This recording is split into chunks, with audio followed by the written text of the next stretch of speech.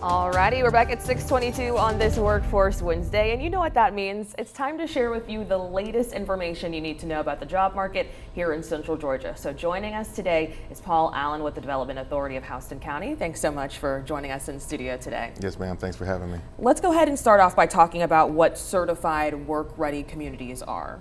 So certified work-ready communities are a way to show that our workforce is skill-ready and prepared for the workforce. Yeah, talk to us a little bit about what job profiling is, why it matters as people are looking to go get a job. Sure. So job profiling is a structured way to define what success looks like in a specific job. And it's based on real work that people are doing in those roles. So what it does is it goes beyond the job title and gives a clear set of tasks, skills, and performance expectations.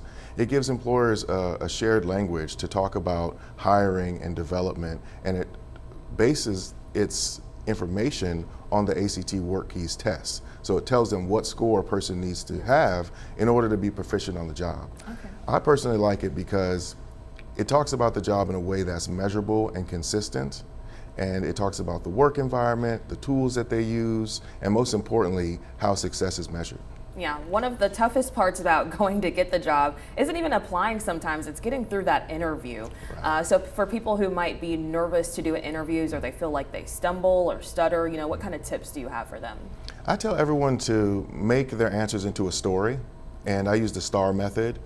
STAR is an acronym: situation, task, action, result. So the situation, what was happening? The task, what were you responsible for? Yeah. The action, what did you do? And then the result, what was the outcome?